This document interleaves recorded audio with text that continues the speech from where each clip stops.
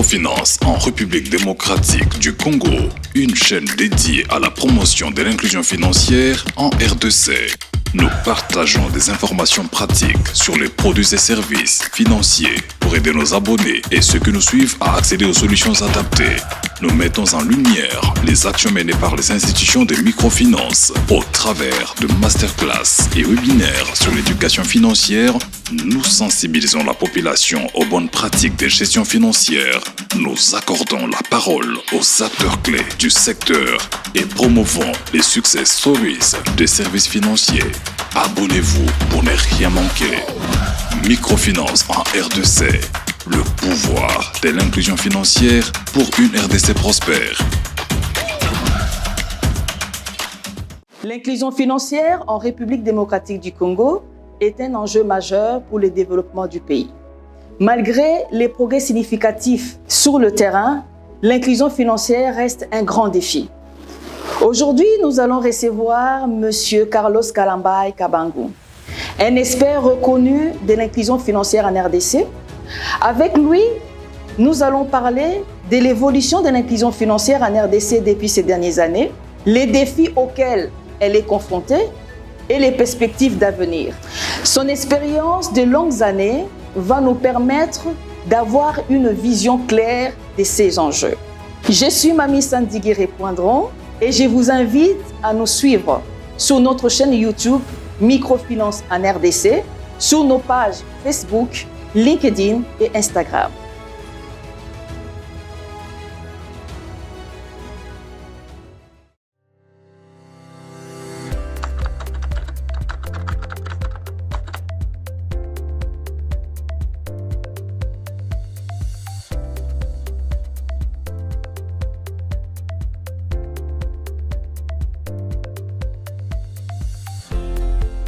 En fait, ça fera bientôt 20 ans que je travaille dans le domaine et le secteur de l'inclusion financière, ou ce qu'on appelait à l'époque la microfinance.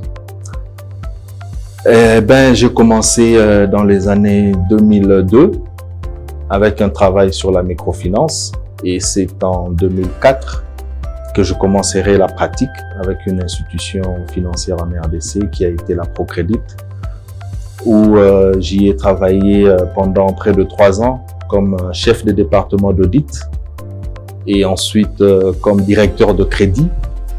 Et en 2008, j'ai occupé les fonctions de directeur général adjoint de cette institution bancaire qui était axée sur, disons, l'inclusion financière, particulièrement la microfinance.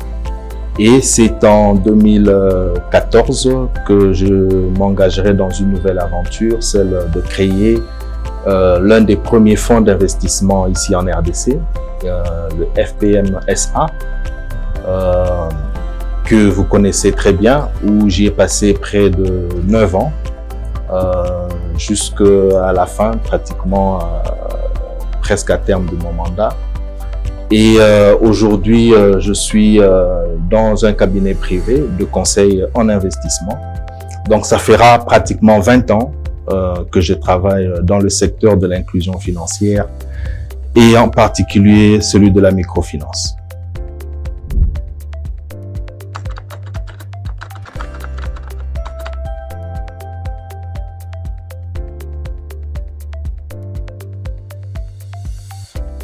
Bon, je crois que le terme, il est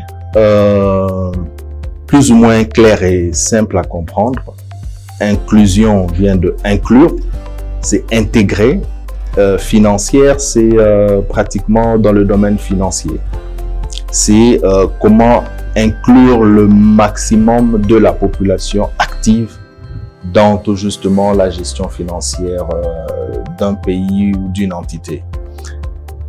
Pour mieux comprendre, il faut passer par l'historique. On a commencé avec des associations d'aide au développement, disons dans les années 90, où les écarts de la crise devenaient assez très aigus à la fin, disons, de l'empire qu'on appelait URSS avec la perestroïka en 89 et en 90.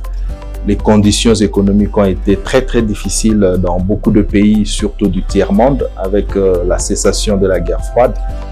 Et il s'est fait que le taux de pauvreté était très élevé. Alors on a vu beaucoup d'associations, beaucoup d'entités de développement venir en aide et créer des petites coopératives, créer des ONG d'aide au développement, intégrant tout justement cet aspect financier qu'on peut appeler certaines capacités financières à ces populations pour pouvoir se lancer dans soit les petits commerces ou des petites activités génératrices de revenus.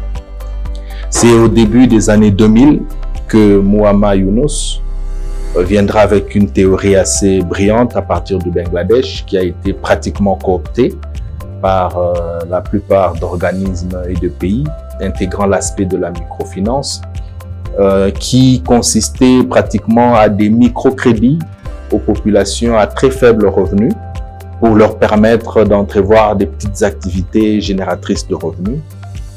Et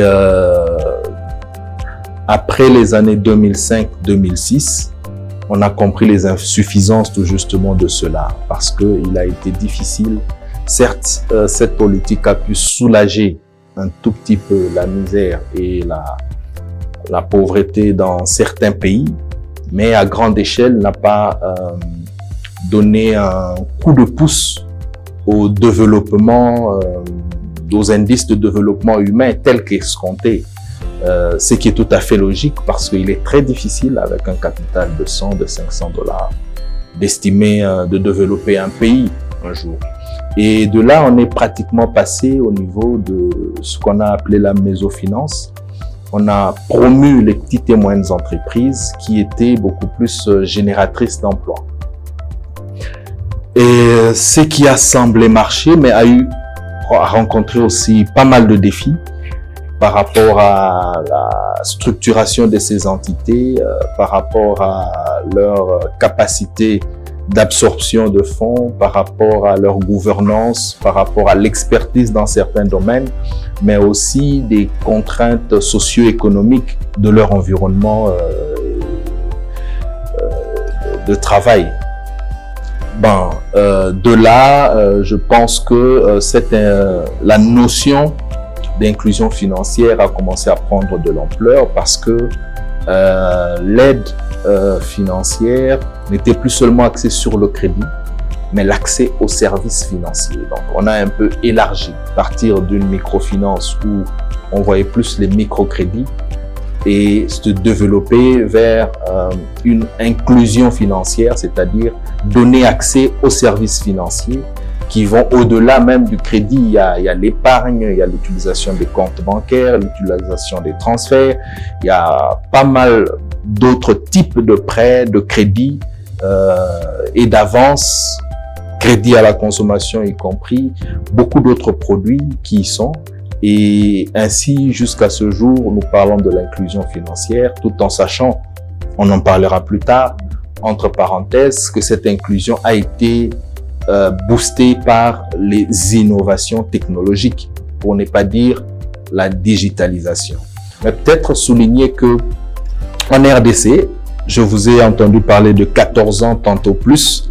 Évidemment, la notion de la microfinance a commencé bien avant. Tout le monde connaissait ce qu'on appelait les bois qui s'accartent, mais qui était très informel et pas coordonné, ni suivi, ni supervisé par la Banque centrale.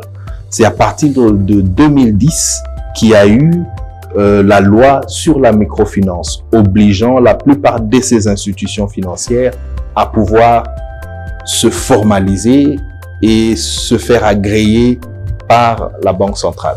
Et quand on parle de 14 ans, tout justement, on prend la référence de la formalisation de cette activité, mais en RDC, c'est une activité qui a été portée beaucoup plus par des organismes de développement, les ONG, les ASBL, bien avant que cette loi sur la microfinance de 2011 soit divulguée.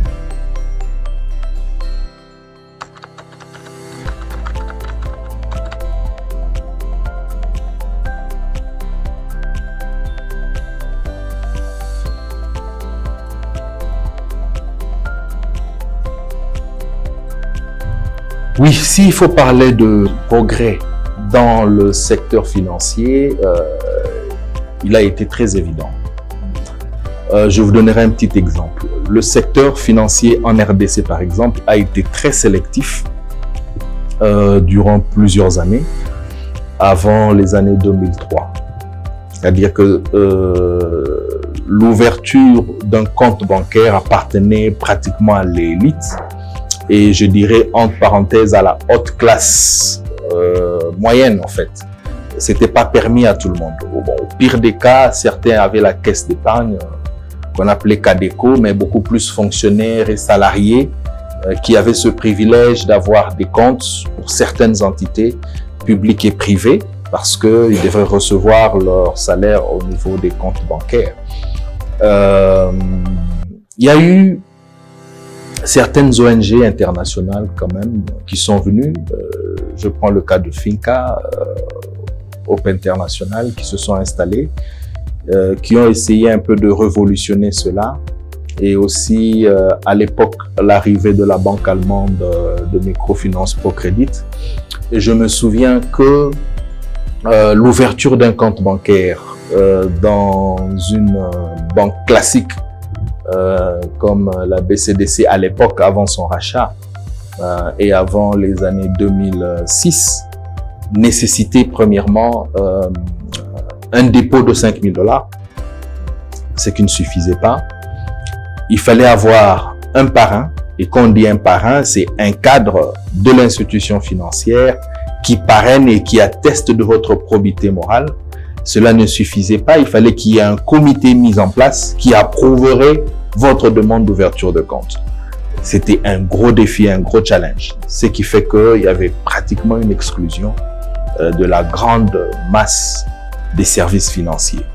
Avec l'arrivée de ces entités internationales, Finca, ProCredit et de certaines banques ouest-africaines, je pense qu'ils ont un peu essayé de vulgariser l'accès à un compte bancaire qui était pratiquement gratuit.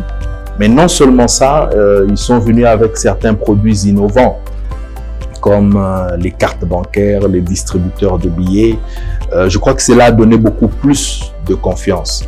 Et un point important à souligner, il n'y avait pas que l'offre de services financiers qui était minime, mais il y avait aussi une forte réticence de la population à pouvoir accepter et demander des services financiers suite aux différentes crises. Il ne faut pas oublier que au début des années 2000, le pays sortait des grandes crises.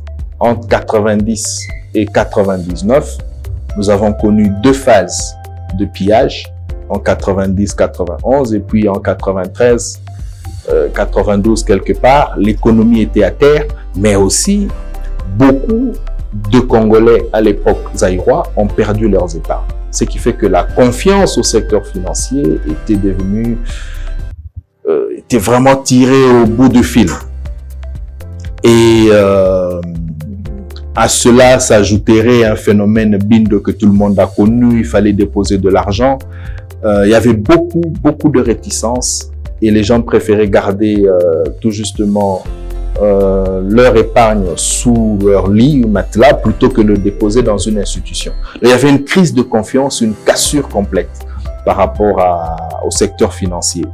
Et puis en 97, il y a eu encore la guerre d'entrée de l'AFDL, ce qui a encore paralysé complètement le secteur et l'économie. Alors quand on voit au début des années 2000, ces institutions, la révolution a été faite, c'est qu'ils ont mis de l'avant le crédit plutôt que l'épargne. C'est-à-dire que la population avait accès à des petits crédits, des crédits de groupe, et l'épargne suivait après. Je pense que cela a créé un certain climat de confiance dans le chef de la population, en se disant, bon, s'il peut me prêter, c'est que il est sérieux et je peux y déposer un peu d'argent. Et c'est ce qui a un peu reboosté cette confiance. Et si on voit début des années 90 et mi des années 2000, l'évolution a été quand même considérable dans ce secteur.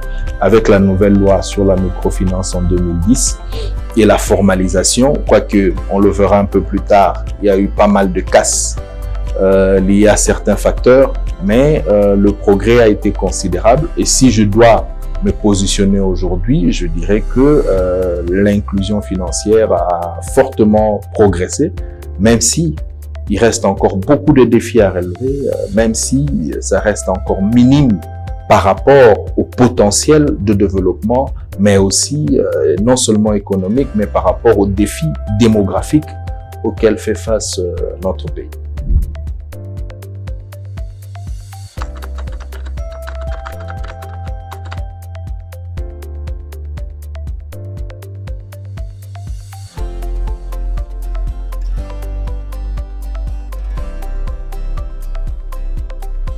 Je pense que les résultats restent un peu ambigus.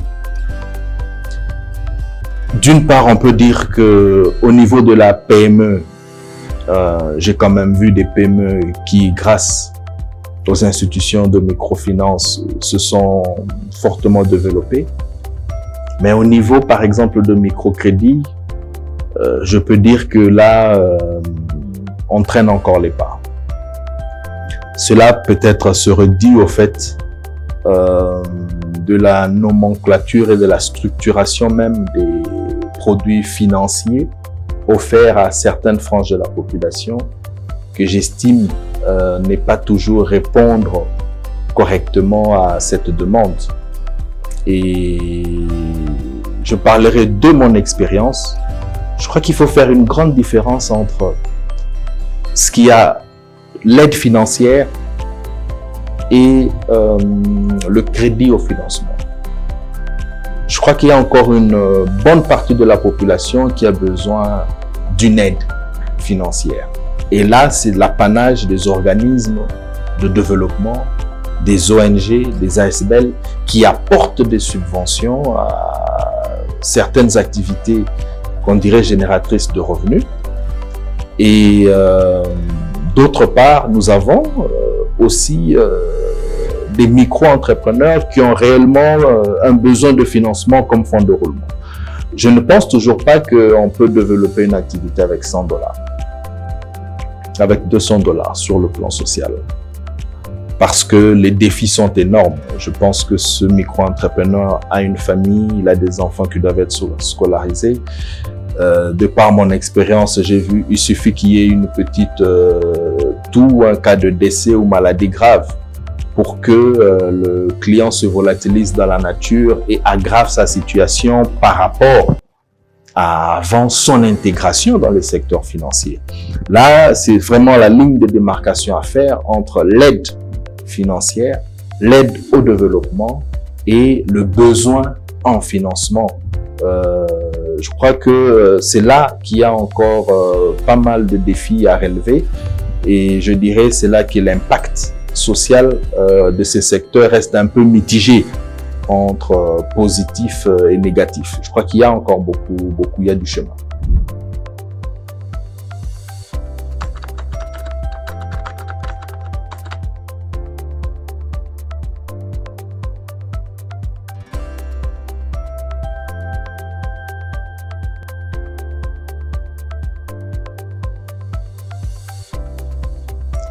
Il suffit de voir que quand vous voyez les analyses de certaines agences sur le secteur bancaire, on verra qu'aujourd'hui, près de 80% d'activités financières se retrouvent dans la capitale à Kinshasa et que la majeure partie du pays n'a pas nécessairement des services financiers adéquats. Ça, c'est déjà des gros défis liés à cette intégration en fait du pays. L'infrastructure, l'environnement, l'infrastructure ne permet pas tout justement aux institutions financières de pénétrer dans le Congo profond et d'atteindre tout justement une certaine frange de la population et l'intégrer.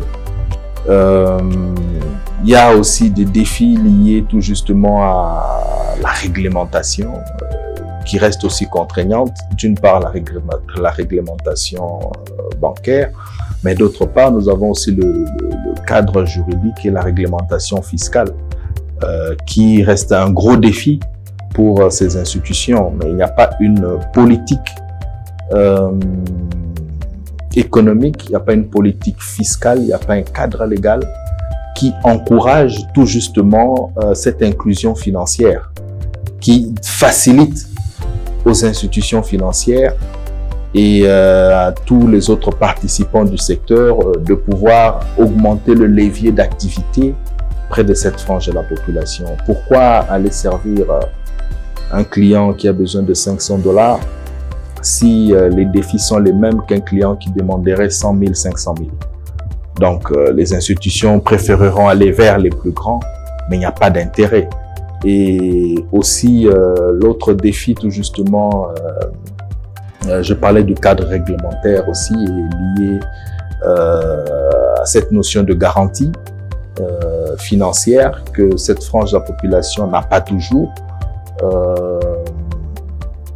Il y a aussi l'éducation financière qui reste aussi un très gros défi par rapport au secteur qu'il faille relever, conscientiser. Et d'autre part, nous avons aussi l'offre des services financiers qui ne sont pas toujours adaptés à la demande de la population.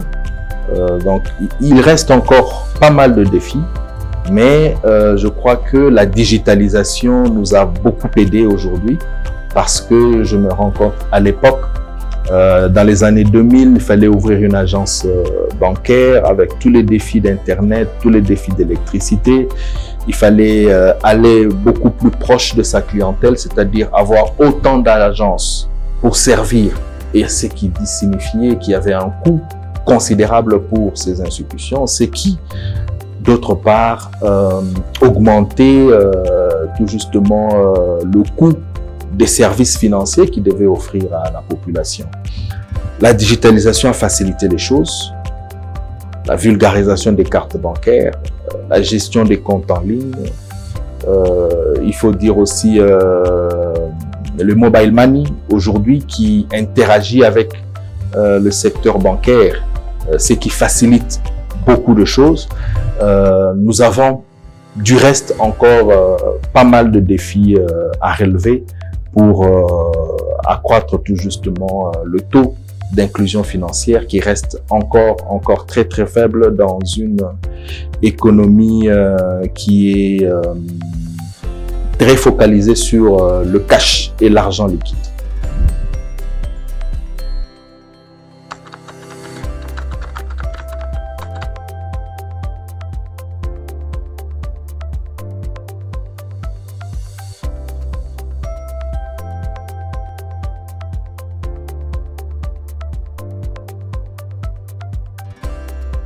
Je pense que la digitalisation ne peut qu'être bénéfique. Dans ce qui concerne la limitation,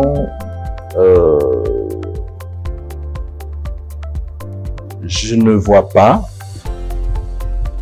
les aspects de la limitation dans les standards des autres pays. Chez nous, oui, en particulier, c'est pas la digitalisation qui est une limitation, mais c'est plutôt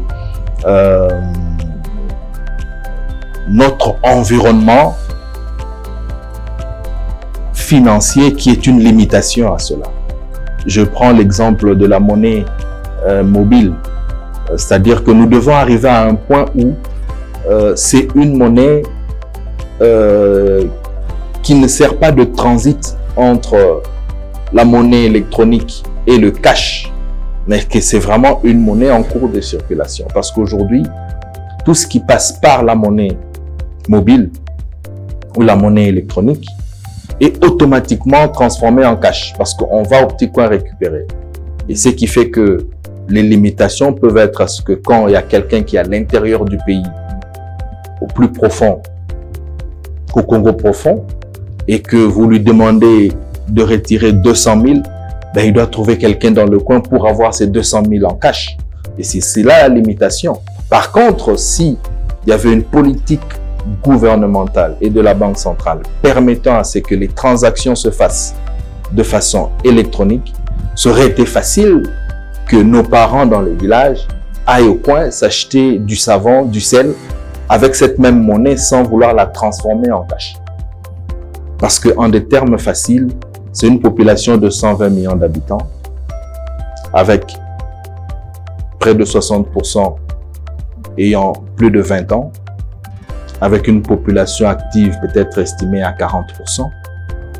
Mais si chacun doit avoir dans sa poche à tout moment un billet de banque pour ses transactions, et que c'est intenable. Donc je dirais que on peut tirer beaucoup de bénéfices de la digitalisation, mais tout en balisant les chemins sur le plan d'infrastructure, sur le plan monétaire, sur le plan financier, mais aussi sur le plan politique. Il faut qu'il y ait des mesures assez fortes et drastiques qui permettent à ce que nous puissions de plus en plus sortir d'une économie cash pour aller tout justement vers une économie, comme on dit, sans cash. Et là, je pense qu'on pourra tous sérieusement bénéficier des avantages liés à la digitalisation.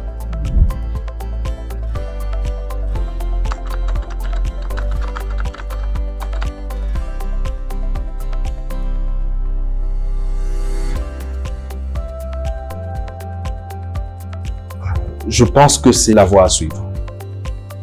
Il n'y a rien d'autre à faire. On dit que les lois sont des conséquences des coutumes et mœurs. Et si je vois, même ici en RDC, je parlais de la microfinance, elle a commencé et la loi a suivi. Si je vois les cartes bancaires ont commencé et la loi a suivi. Je vois les distributeurs automatiques de billets ont commencé dans le pays et puis la loi a suivi. Et je pense que dans le secteur de la FinTech, il en est de même. Parce que le pays fait face à beaucoup de défis aujourd'hui. Il s'étend sur 2000 km du nord au sud, de l'est à l'ouest. Ce qui fait que avec une intégration très limitée, c'est-à-dire qu'il n'y a pas de voie de communication. Aujourd'hui, si vous voulez quitter Kinshasa vers l'est, vous n'avez pas d'autre choix qu'à prendre un avion. Pareil, du nord au sud, bon, je ne sais même pas s'il y a une voie qu'il faut suivre. C'est presque impossible. Or, on sait que l'intégration vient tout justement de ces échanges.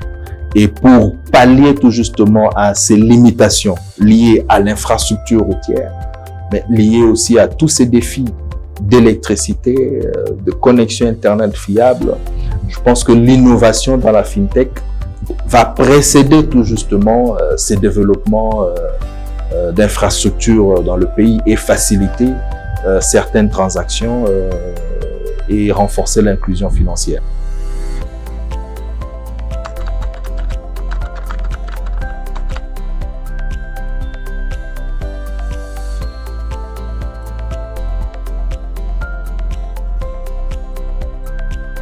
Bon, j'introduirai par une phrase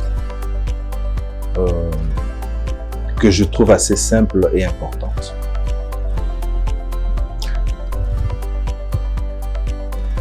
Tant qu'il n'y aura pas des capitaux et des Congolais ou résidents au pays qui investissent dans le secteur financier, ce développement de l'inclusion financière restera toujours une utopie.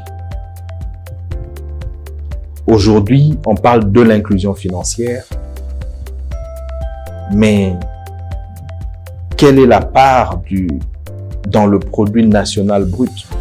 Je ne parle pas du PIB, le produit national brut. Où sont les capitaux congolais dans ce secteur? Déjà que l'État lui-même n'a même pas d'institution financière fiable. Il doit passer par des structures étrangères.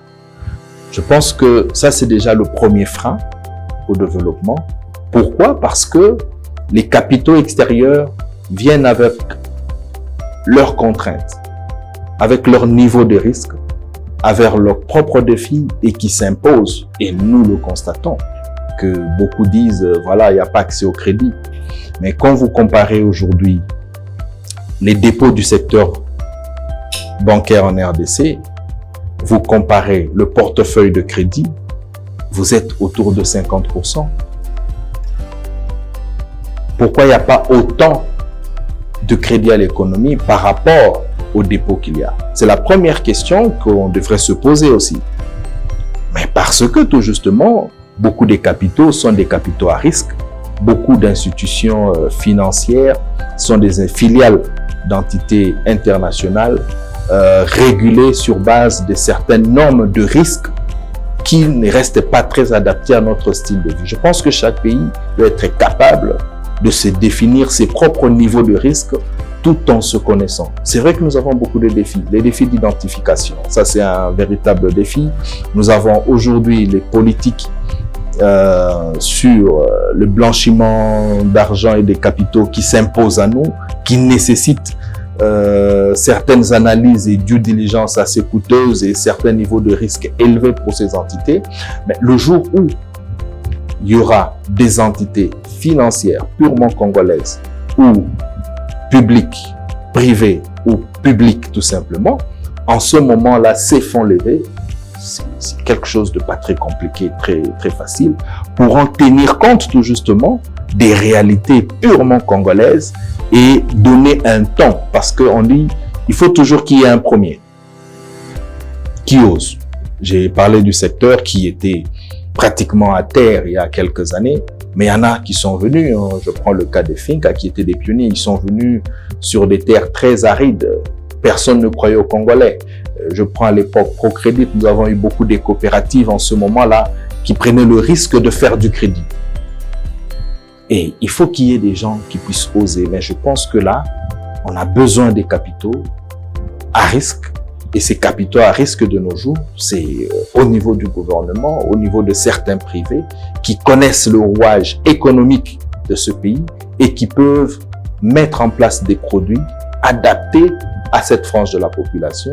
Et cela stimulera aussi les capitaux que nous avons à pouvoir suivre le pas du moment où l'exemple, ça j'en suis convaincu, sera très fructueux pour le pays.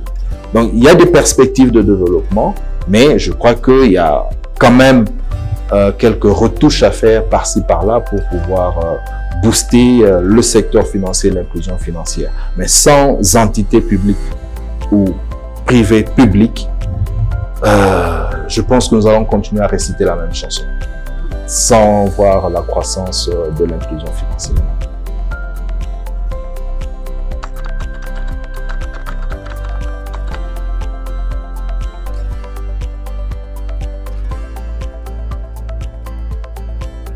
Avant d'y répondre, j'aimerais quand même rappeler que le financement n'est pas le seul moyen pour éradiquer la pauvreté. Parce que on est un peu rivé sur les crédits, on est rivé sur le financement en se disant s'il y a le financement, ipso facto, on réduit la pauvreté. Non, je crois qu'il y a des préalables à cela. Okay? Le financement, c'est juste ce lubrifiant qu'on vient placer dans un engrenage déjà opérationnel. C'est pas l'élément clé ou capital qui va aujourd'hui éradiquer.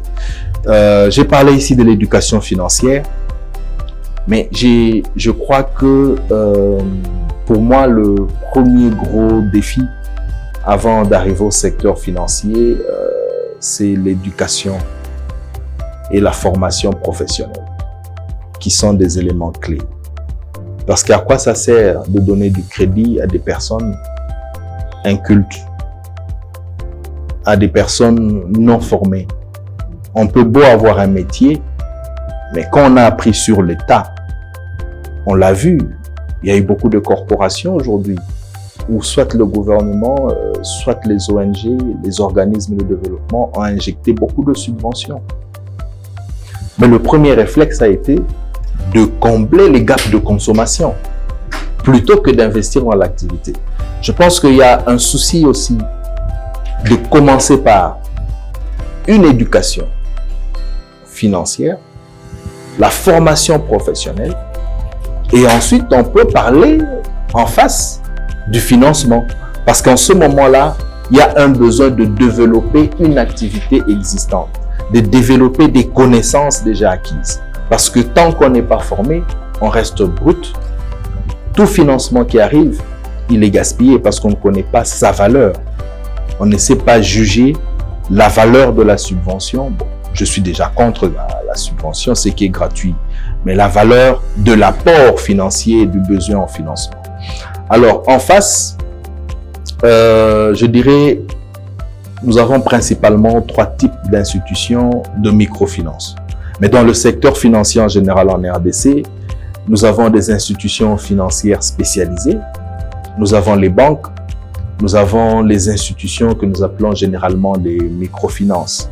Et dans ces institutions financières spécialisées, nous avons plusieurs types d'institutions qui peuvent être regroupées dedans, les messageries financières, les fonds d'investissement et autres catégories atypiques de levier de financement ou de levier de fonds.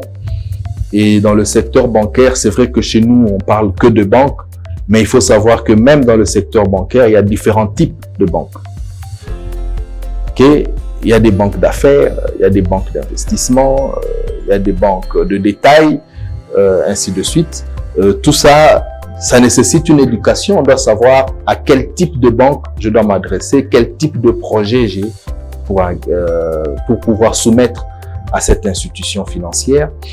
Et au niveau des institutions de microfinance, nous avons principalement 3 catégories.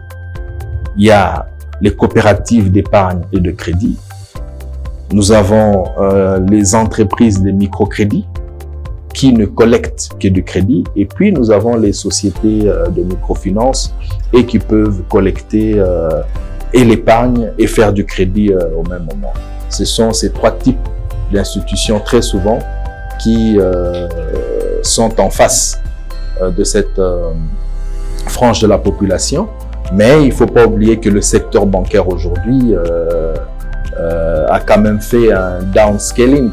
Il y a beaucoup de produits dans le secteur bancaire qui se croisent avec les offres des institutions de microfinance. Il y a pas mal de banques qui ont des produits dédiés tout justement aux petites et moyennes entreprises, mais en termes de collecte d'épargne, je crois que les institutions bancaires restent championnes parce que ils ont cette facilité d'avoir différents produits financiers à offrir, entre autres les cartes bancaires, entre autres les transferts, les paiements et autres que nous ne trouvons pas nécessairement à grande échelle au niveau des institutions de microfinance.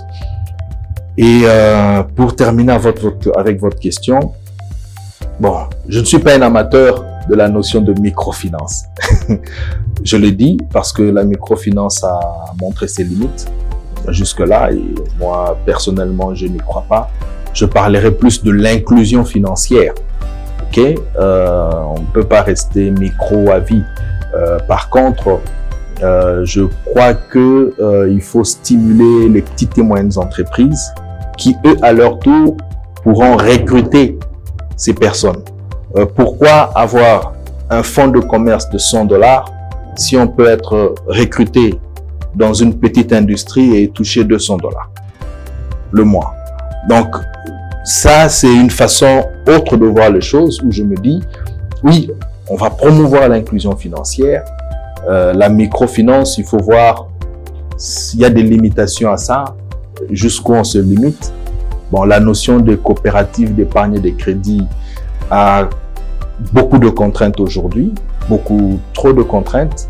On ne comprend pas pourquoi pour ouvrir une entreprise ou de microcrédit, on vous demande un capital de $250 000. Mais pour avoir une coopérative d'épargne et de crédit, il n'y a pas de capitaux minimum à prouver.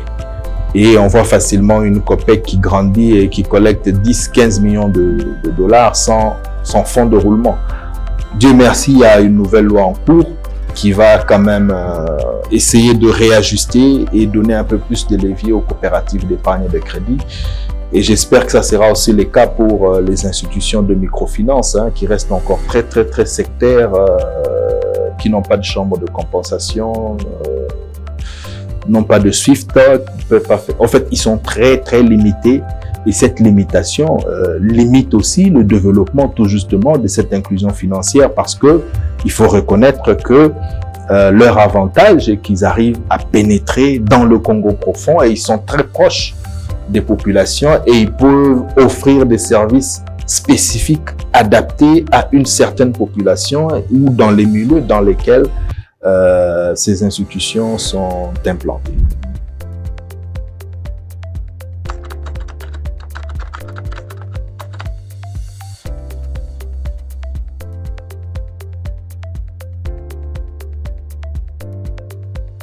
C'est une question vaste. Très vaste. Je ne pense pas qu'il y ait des réponses spécifiques.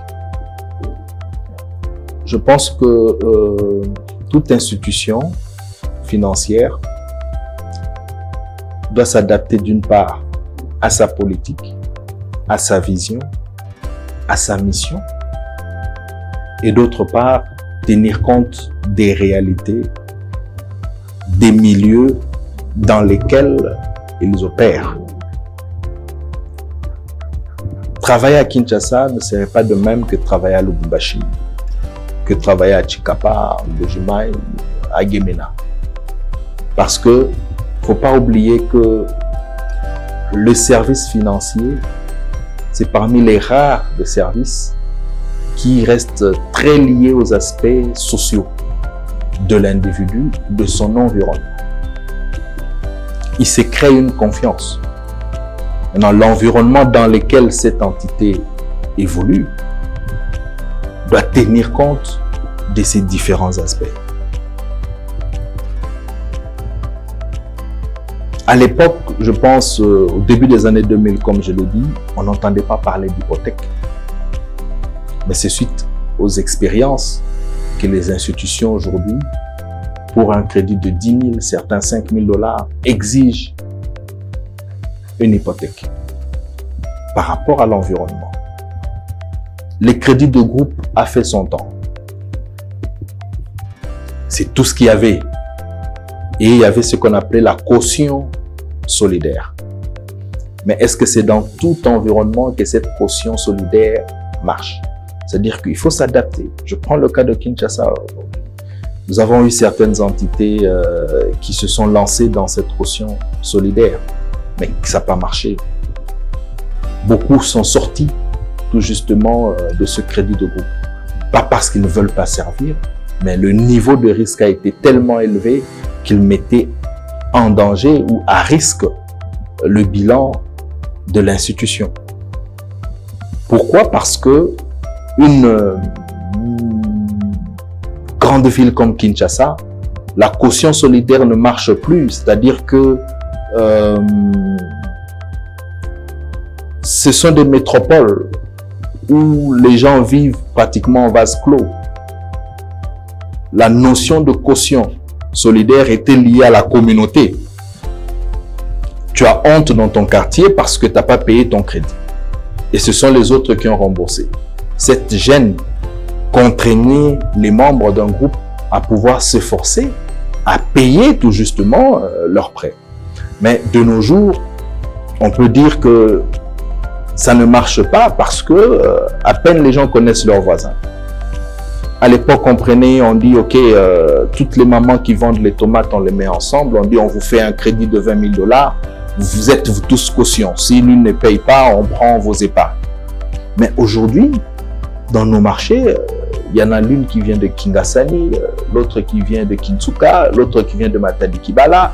Bon, si elle disparaît dans la nature, la notion de cette caution solidaire ne marche pas. Mais je ne dirais pas, par exemple, la même chose dans des milieux ruraux un peu plus reculés, où peut-être cette notion pourrait marcher.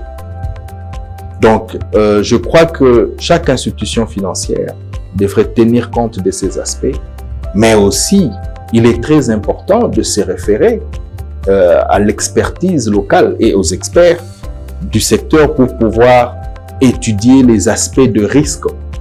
Et aujourd'hui, s'il n'y a pas évolution, c'est parce que le risque est mis de l'avant et on se dit là on ne va pas, alors qu'il y a beaucoup de potentialités de développement dans le pays et dans le secteur financier où avec une très bonne stratégie, une bonne méthodologie de crédit, une institution financière peut très bien percer et pouvoir avoir les retombées tout justement de cette augmentation de l'inclusion financière, mais aussi elle-même en tant qu'institution avoir un impact assez considérable.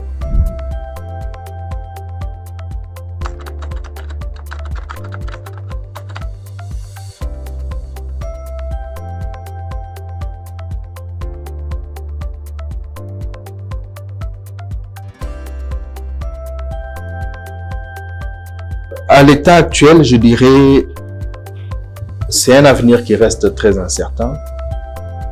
Je prendrai l'exemple d'un enfant de rue qui apprend tout dans la rue, tout dépend de son effort physique, sans réellement avoir des objectifs de lendemain. La vie peut le sourire, tant mieux, ou n'est pas le sourire. Pourquoi? Parce que on a besoin d'une stratégie nationale. On a besoin d'une entité qui prend le devant, qui a pour mission la croissance de l'inclusion financière, qui dresse une politique appropriée, adaptée à notre pays et qui traîne derrière lui tout justement toutes ces entités financières avec un objectif précis. Mais quand je vois ce qui se passe, je crois que chacun évolue dans son coin, fait ce qu'il peut faire par rapport à cette institution-là, il se dit oui, j'ai cru de 10%, de 20%, mais nous n'avons pas une politique globale dans le pays qui peut permettre aujourd'hui de se dire que nous sommes en 2024, en 2030, on peut quitter de 20 à 40%. Voilà le schéma. Et c'est ce qu'il nous faut dans le pays. Sinon, ce sont des projets, des îlots de projets faits par des bailleurs de fonds par-ci, les ONG par-là. On va chaque fois fêter au mois de novembre la microfinance. Mais après, qu'est-ce qui se passe? Je pense que la Banque centrale à elle seule, elle régule. Mais je pense que c'est maintenant au niveau politique, au niveau du gouvernement, de pouvoir prendre les rênes et pouvoir avoir des axes clairs sur que devient l'inclusion financière demain. On s'attend à quoi?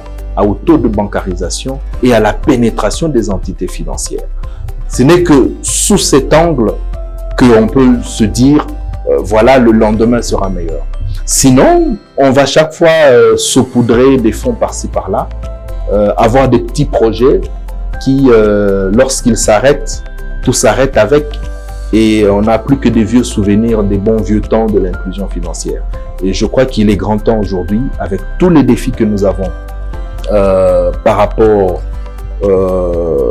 à l'environnement, nous en parlons, par rapport au secteur financier, par rapport à la crypto-monnaie, vous savez parler de fintech, il y a des gros défis, mais où est-ce que nous, en tant que nation, en tant que pays, en tant que secteur, où est-ce que nous nous positionnons dans ces concerts et comment on se projette d'ici les années 2030, où la monnaie fiduciaire sera presque inexistante partout ailleurs.